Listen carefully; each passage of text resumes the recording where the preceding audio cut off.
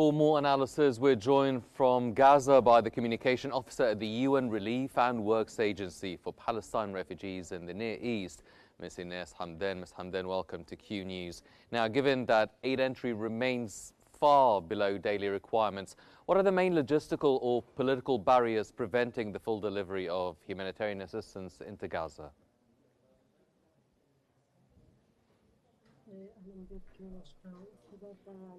Thank you for having me. Maybe the main obstacle here for us is as the UNRWA is that up until now we haven't been given the green light from the Israeli side to deliver the aid and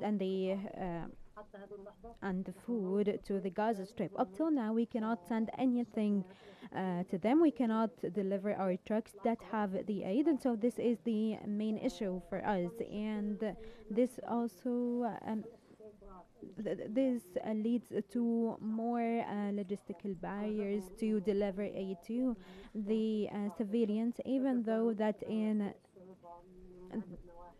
we still have things in Gaza are very bad when it comes to health and, of course, other fields. And so, we're waiting for Israel to allow us to do our work and deliver the aid. Mm-hmm. Well, what would you say are the most urgent humanitarian priorities right now? Is it food, fuel, medical supplies, or shelter? How are these being balanced amid the shortages?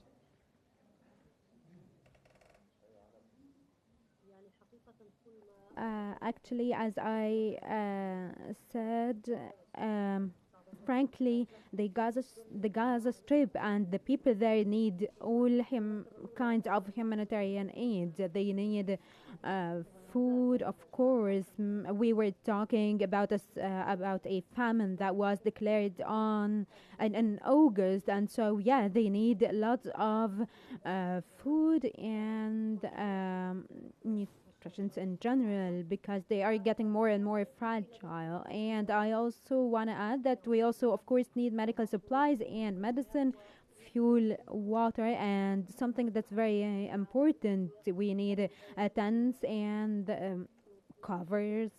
This is very important also. And so these people lost their houses, and so we need this. Mm-hmm. Well, the people in Gaza are dealing with so much right now. How is UNRWA managing the dual pressure of increasing humanitarian needs and persistent security risks, especially after the reports of renewed Israeli strikes post the ceasefire?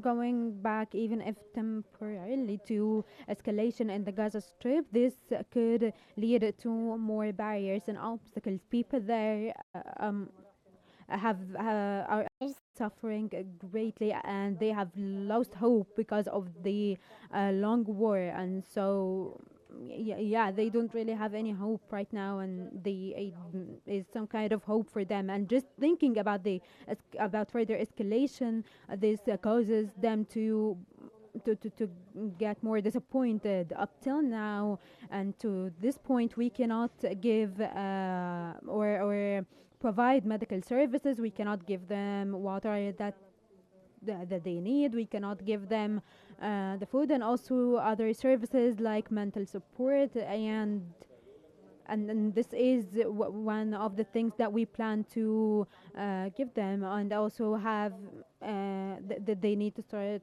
schools. It is in our plan so that they get education online. And so we need a sustainable ceasefire, and so that we can start doing our part and deliver the essential aid for the people there. Mm-hmm. Well, with all the difficulties and the challenges, Ms. Hamden, to what extent can the international coordination through Egypt and the UN agencies improve and help with the volume and speed of aid entering Gaza in the coming weeks? It is very important. They really need this. We need to keep up the coordination with the mediators, especially Egypt. They have really listened and responded to the humanitarian calls in the Gaza Strip, and also the international community need to play its role here. They need to make sure that the aid is delivered in in a way that's enough for the people there, and they aren't getting nearly enough. And so this coordination and cooperation that guarantees, or somewhat guarantees, that we can keep up with delivering the aid, and even scattering the aid across all the Gaza Strip. They need services, medical services, environmental. They need food, education, mental support, and so all this needs to be to be easy for us to do, and they need to work from their part to make it easy for us to do it. And so yes, they need to respond urgently to all the calls and to deliver everything across the whole Gaza Strip. Mm-hmm. With reports of skirmishes and small breaches of ceasefire, how safe and secure are UNRWA personnel and other humanitarian and international organizations feel in light of all these circumstances?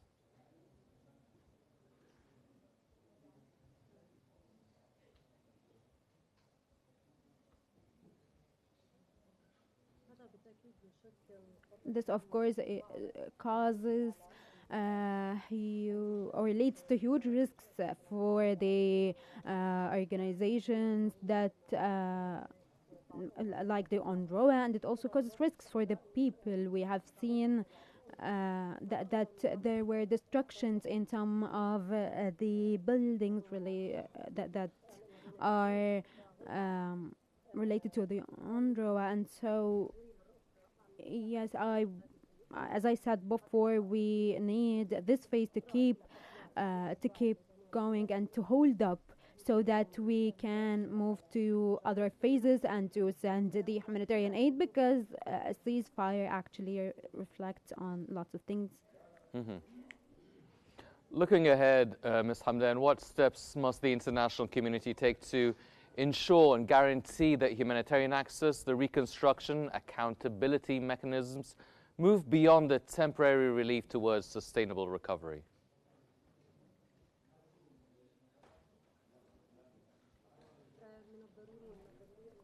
It is very important to have guarantees for stability there. We need a permanent ceasefire, and then we need they need to allow unhindered access aid to the Gaza Strip, and UNRWA needs to start playing its role, or to be able to play its role to deliver everything. As I said before, we need also to start providing them with so much services that they in dire need of. Ladies and gentlemen, from Gaza, that was Ms. Ines Hamdan, the communication officer at the UN Relief and Works Agency for Palestine Refugees in the Near East. Thank you very much for joining us here on Q News.